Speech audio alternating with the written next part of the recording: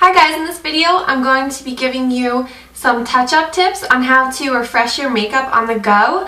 I know a lot of you are really busy with school and work or both, so it's really important to kind of streamline the products that you take with you in your bag, not weighing down your purse, or you don't want to have to take your entire makeup collection with you. Things that have a lot of impact so that when you're touching up your makeup, it's a quick, easy, no fuss process. So first thing is, as far as skin goes, the only thing I really do to touch up my makeup is to blot my skin to remove any excess oil and then apply some powder in my T-zone. It is important to remove oil before you apply powder because if you don't remove that, basically you can apply all the powder in the world and that oil is just going to absorb the powder and then the shine is just going to crop back up again. So it's really important to remove that, and a lot of people use blotting papers. Now, I think personally that those can be kind of overpriced, especially since all they are is like a rice paper type material that absorbs the oil on your face. So I don't really see the point in spending a ton of money on them. I know the Clean and Clear ones are kind of those blue, I don't know, blue, they're a different material. I don't know what they are, but those work really well. But if you want to save yourself some money, just pick up some jumbo end wraps, and you can find them at pretty much any beauty supply store. And what they are is just the same rice paper like material that blotting papers are made out of, and they're meant for, I guess, I don't know exactly how you use them, but I know that they protect your hair when you're getting a perm. I guess it protects your hair from frying. So, and they look like this. And the cool thing about these is they're the exact same thing as any blotting paper you could get, but they're so much cheaper.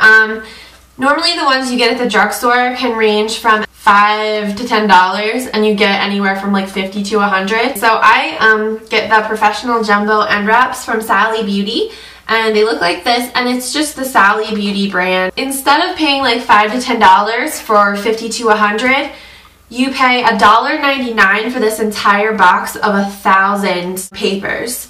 So that's a pretty good deal. And I mean, the only thing that's inconvenient is this is like the only packaging you get with this is this box. So there isn't any kind of other individual packaging. There's just like 1,000 papers in this box. Yeah, they're the exact same thing. They absorb the oil on your face. It does it really well.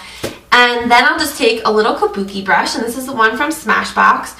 I like to keep this one in my little makeup bag, which is by Bare Essentials, by the way. And then I'll just use some of my Mineralized Skin Finish by MAC. My color is Medium Plus. And just apply that to my T-zone. If you're having trouble with wandering eyeliner, a really great way to fix that is to keep some Q-tips in your makeup bag. And instead of using any makeup remover that might kind of remove your under eye makeup, you can just use a little bit of moisturizer on a Q-tip. I think a lot of people have a little mini tube of moisturizer in their purse as it is, so I think that's really handy. And I'm just using the Curel moisturizer, which I really like. You want to make sure that you squeeze it out on your hand first because you really don't need a lot at all. You just want to barely moisten the end of the Q-tip. So just get a little bit on there.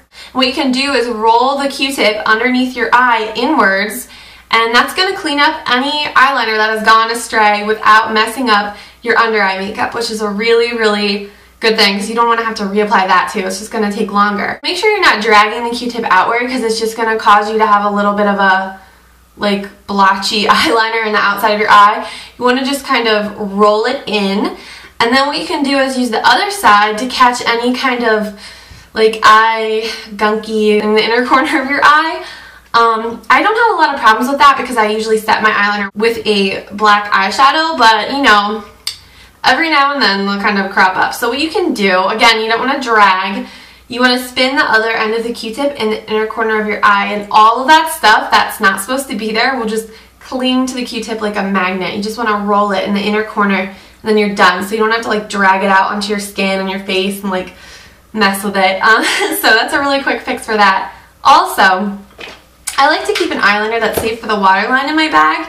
This is the Urban Decay 24/7 Glide On Pencil in the color Rockstar, and it's just kind of like an eggplant purple. You can obviously use a black, that would work really well too. I just like this one because, I don't know, it kind of makes my eyes pop, so I really like that. Adding a little bit of liner to the inner rim in your waterline is a really great way to kind of instantly make yourself look more awake. It draws all the attention to your eyes, And it's a really great way to transition from day to night. This is the Neutrogena Healthy Skin Brightening Eye Perfector.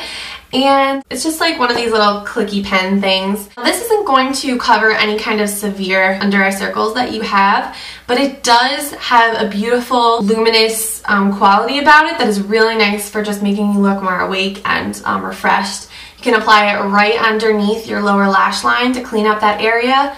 A lot of times when you apply a smoky eye in the morning, by the end of the day, you know, there's nothing wrong with the eyeshadow, but you're just looking a little bit more tired, and a bunch of eyeshadow on the lower lash line is going to emphasize the fact that you might be feeling a little bit more tired. So if you just want to clean up the lower lash line and take back some of that color, it's a really great way to do it. You can also apply it in the outer corner right here. Between your upper and lower lash line is a really great way to look more awake. Another really great way to make your eyes look more awake is to use the light pink.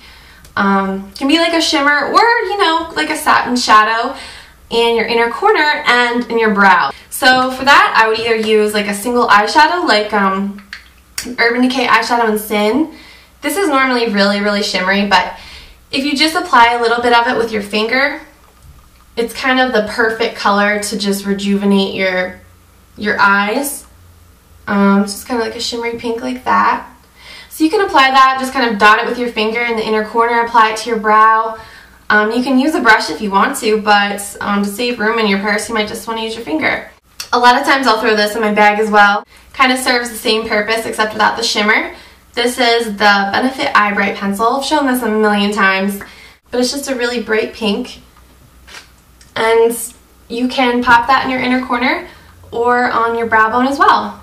Not your brow bone, but kind of like your upper, yeah, where you would put your brow highlight. Those are 3 eye products that really don't take up a lot of room in your bag. The best way that I've found to touch up your blush is to use one of those little retractable blush brushes.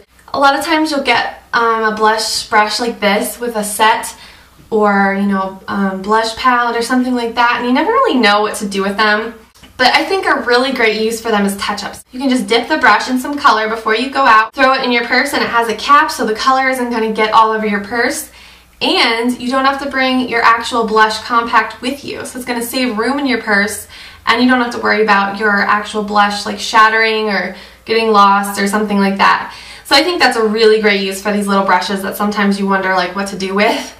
One quick tip about applying your blush when you use one of these: if you just stay on one side too long, you're going to run out of color for the other side, and so you're going to have one cheek that's like flushed and one that isn't. So just make sure you kind of touch it to both sides of your face before you like start to blend it out. So I hope you guys enjoyed this video and found some of these ideas to be helpful for you, and I'll talk to you soon. Bye!